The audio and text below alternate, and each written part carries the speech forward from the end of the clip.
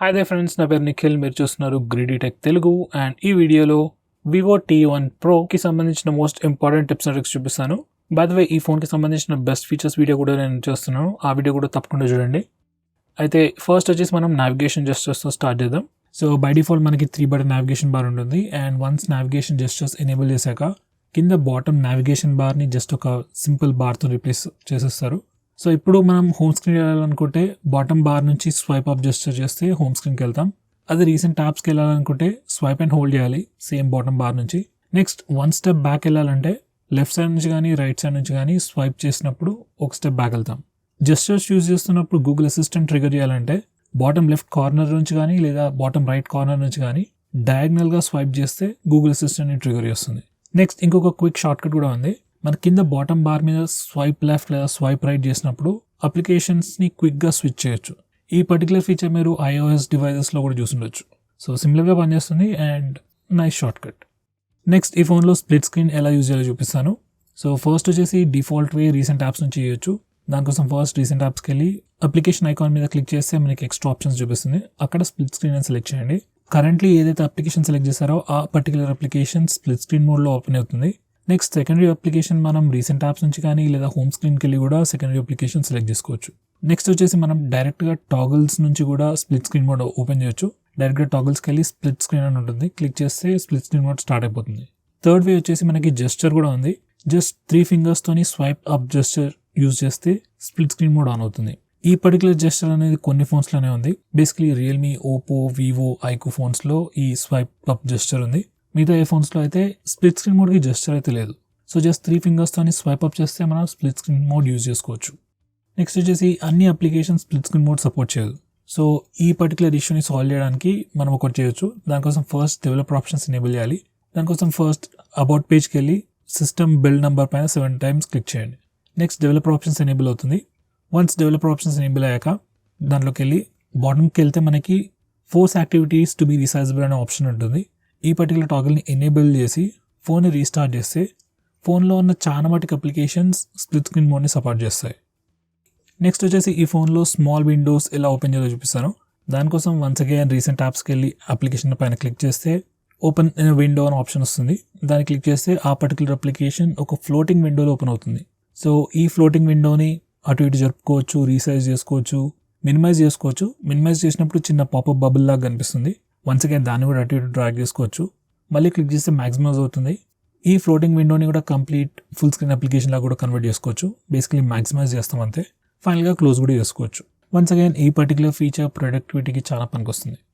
Next వచ్చేసి ఫోన్లో screen shots ఎలా తీసుకోవాలో చూపిస్తాను. సో బేసిక్ వే వచ్చేసి యూజింగ్ బటన్స్. సో ఆల్మోస్ట్ అన్ని ఆండ్రాయిడ్ ఫోన్స్లో మీరు జస్ట్ వాల్యూమ్ డౌన్ ఇంకా పవర్ బటన్ ప్రెస్ చేసినప్పుడు మీ ఫోన్ ఆటోమేటిక్గా స్క్రీన్ షాట్ తీసుకుంటుంది. నెక్స్ట్ వచ్చేసి ఈ ఫోన్లో మనకి 3 ఫింగర్స్ స్క్రీన్ షాట్ జెస్చర్ కూడా ఉంది. జస్ట్ 3 ఫింగర్స్ యూజ్ చేసి స్వైప్ డౌన్ జెస్చర్ యూజ్ చేసినప్పుడు ఫోన్ ఆటోమేటిక్గా స్క్రీన్ షాట్ తీసుకుంటుంది. ఈ పర్టికులర్ ఫీచర్ అయితే బై డిఫాల్ట్ ఎనేబుల్ అయి ఉంటుంది. ఒకవేళ పని చేయకపోతే మాత్రం ఈ టాగిల్ ఎనేబుల్ చేసుకోండి. నెక్స్ట్ వచ్చేసి ఈ ఫోన్లో లాంగ్ స్క్రీన్ షాట్ ఎలా తీసుకోవాలో చూపిస్తాను. సో దానికోసం ఫస్ట్ మనం రెగ్యులర్ స్క్రీన్ షాట్ తీసుకోవాలి. మీరు ఐదర్ బటన్స్ అన్న యూజ్ చేయొచ్చు లేదా 3 ఫింగర్ స్క్రీన్ షాట్తో స్క్రీన్ షాట్ అన్న తీసుకోవచ్చు.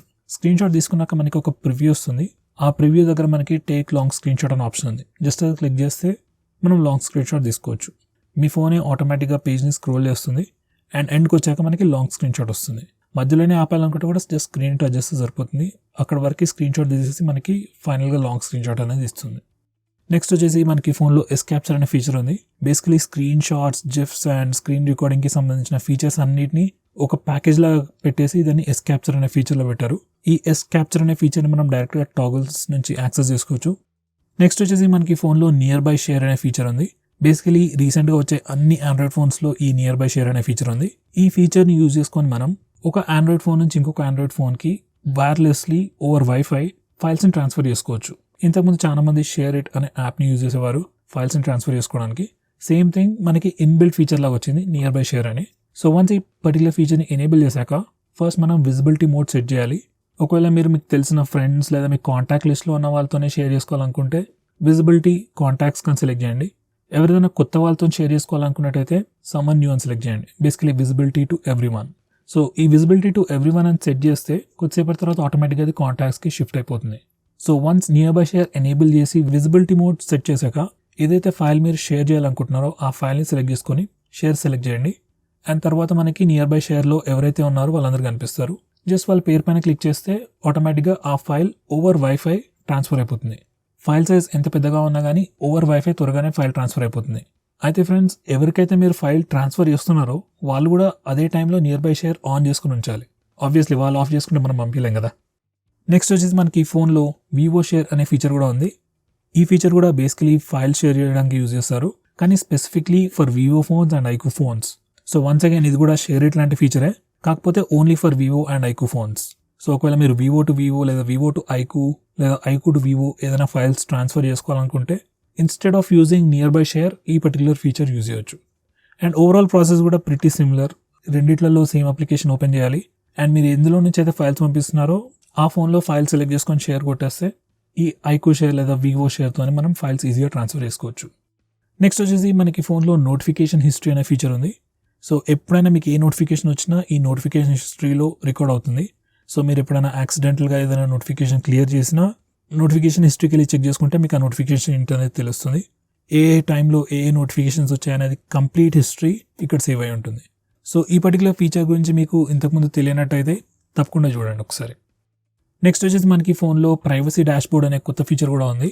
ఈ ప్లేస్లో మనకి ఏ టైంలో ఏ అప్లికేషన్ ఏ పర్టికులర్ పర్మిషన్ని యాక్సెస్ చేసింది అనే ఇన్ఫర్మేషన్ మొత్తం ఒక నీట్ అండ్ క్లీన్ పీరియాడికల్ టైంలో చూపిస్తుంది. సో ఏవైనా అప్లికేషన్స్ ఎనీ పర్మిషన్స్ని మిస్యూజ్ చేస్తున్నట్టు మీకు అనిపించినా లేదా ఏ అప్లికేషన్స్ ఏ పర్టికులర్ పర్మిషన్స్ని యూజ్ చేస్తున్నాయని తెలుసుకోవాలనుకున్నట్టయితే మీరు ఈ ఫీచర్ని యూజ్ చేసుకోవచ్చు. అండ్ ఈ సేమ్ ప్లేస్ నుంచి మీరు అప్లికేషన్స్కి పర్మిషన్స్ కూడా రిస్ట్రిక్ట్ చేయొచ్చు.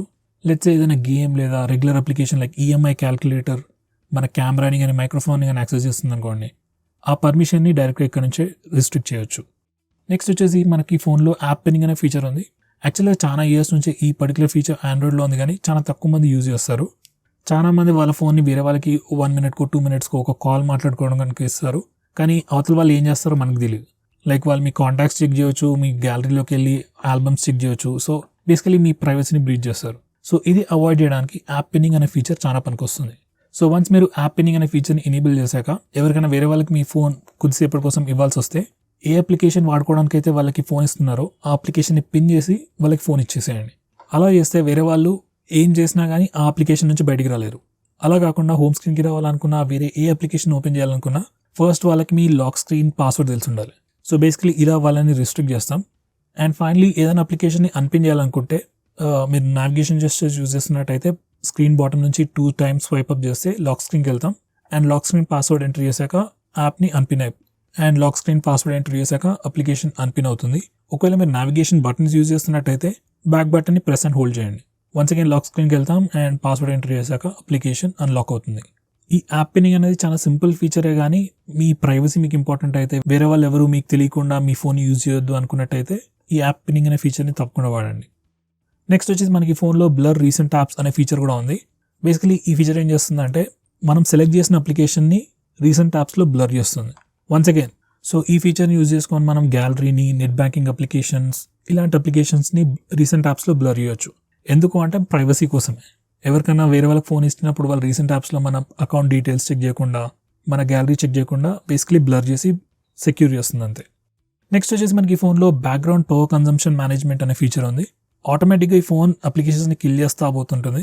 చాలా మంది పట్టించుకోరు, కానీ అవసరం ఉన్న అప్లికేషన్స్ కిల్ అవుతా ఉంటే బాగా చిరాకులు వస్తుంటుంది.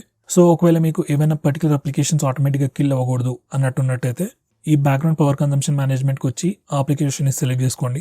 అక్కడ మనకి డిఫరెంట్ ఆప్షన్స్ ఉంటాయి. Don't restrict background power usage అని సెలెక్ట్ చేసుకుంటే ఆ అప్లికేషన్ ఆటోమేటిక్గా కిల్ అవ్వదు. ఇలా చెప్పాను, కానీ నేను ట్రై చేశాను. ఈ వివో ఫోన్స్, ఐక్యూ ఫోన్స్లో అయితే అలా చేసినా కూడా అప్లికేషన్స్ ఆటోమేటిక్గా కిల్ అవుతూనే ఉంటాయి. Like still better than before, but kill అయితే ఆటోమేటిక్గా అవుతూనే ఉంటాయి. అది ఎప్పుడు చేంజ్ అవుతుందో ఎవరికి తెలియదు. నెక్స్ట్ వచ్చేసి మనకి ఫోన్లో ఆల్బమ్స్లో ఒక క్విక్ షార్ట్ కట్ ఉంది ఫొటోస్ని రొటేట్ చేయడానికి. సో నార్మల్గా అయితే వేరే ఫోన్స్లో మీరు ఫోటోని ఎడిట్కి వెళ్ళి అక్కడ రొటేట్ చేయాల్సి వస్తుంది. ఈ ఫోన్లో అదంతా చేయాల్సిన అవసరం లేదు. జస్ట్ ఫోటోని 2 fingers టచ్ చేసి రొటేట్ చేస్తే మీరు రొటేట్ చేసిన యాంగిల్లో ఫోటో రొటేట్ అయిపోతుంది.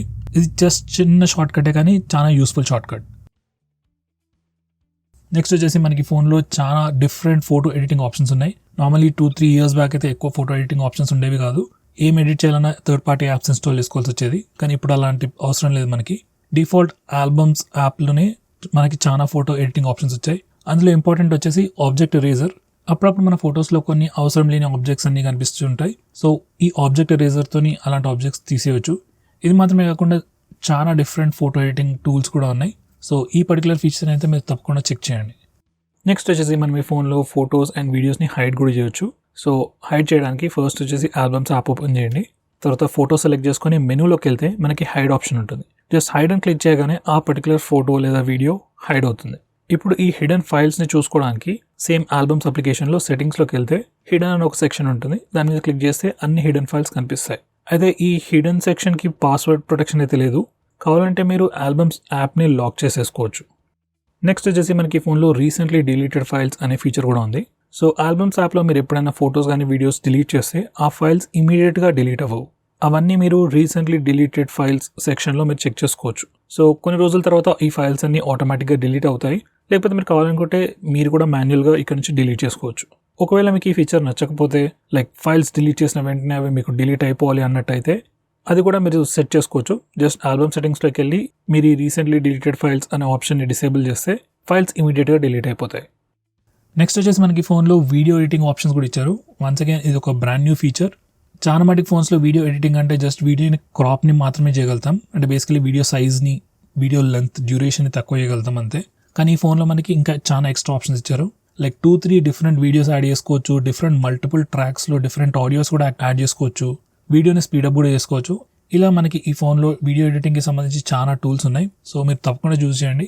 యూజువలీ పెయిడ్ అప్లికేషన్స్లో ఉండే చాలా ఫీచర్స్ మనకి ఫ్రీగా ప్రీ ఇన్స్టాల్డ్ వస్తున్నాయి. సో ఈ ఫీచర్ మీరు తప్పకుండా చెక్ చేయండి.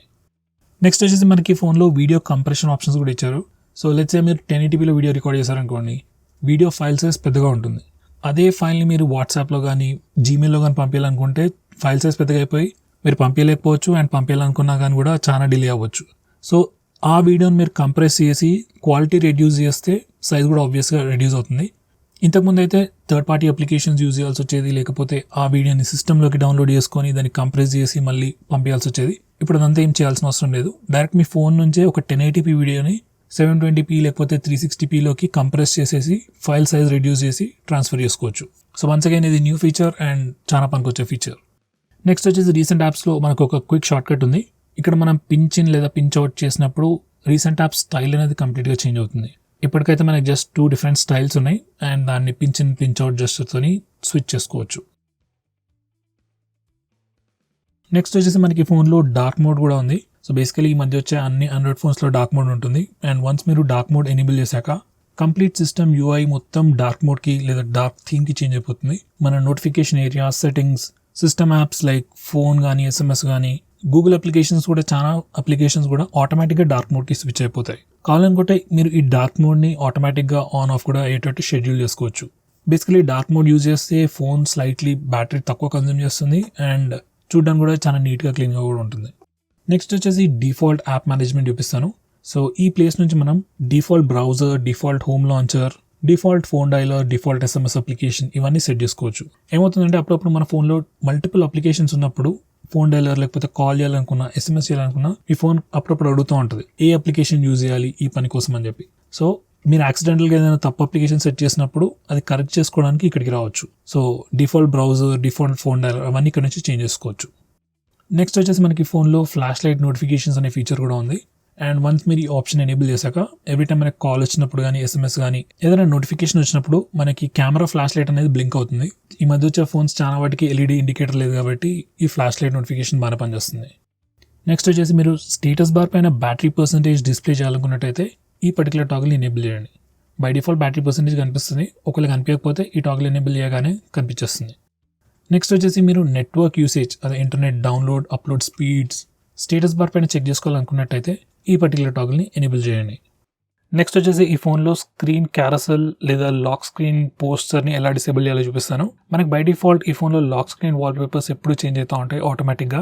జస్ట్ మనం స్క్రీన్ ఆఫ్ చేసి ఆన్ చేసిన ప్రతిసారి మీరు డిఫరెంట్ వాల్పేపర్ చూస్తుండొచ్చు. కొందరికి ఈ ఫీచర్ నచ్చచ్చు, కొందరికి ఈ ఫీచర్ నచ్చకపోవచ్చు. సో ఈ పర్టికులర్ ఫీచర్ని కంప్లీట్గా తీసేయాలనుకుంటే మనం లాక్ స్క్రీన్ సెట్టింగ్స్కి వెళ్ళి తీసేయచ్చు. ఒకవేళ ఈ ఫీచర్ ఎవరికైనా నచ్చినట్టయితే దీన్ని కాన్ఫిగర్ చేసుకొని మీకు నచ్చిన వాల్పేపర్స్ మాత్రమే లాక్ స్క్రీన్ మీద వచ్చేటట్టు కూడా సెట్ చేసుకోవచ్చు.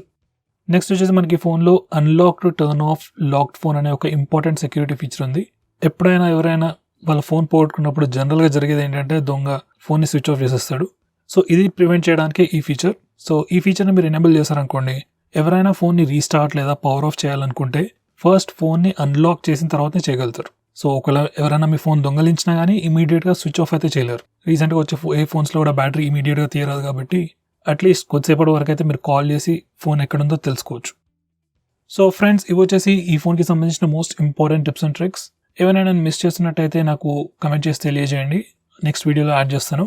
అలాగే ఈ వీడియో ఇంకా మీకు నచ్చినట్టయితే లైక్ చేయండి, షేర్ చేయండి. And that's it for this video. See you next time.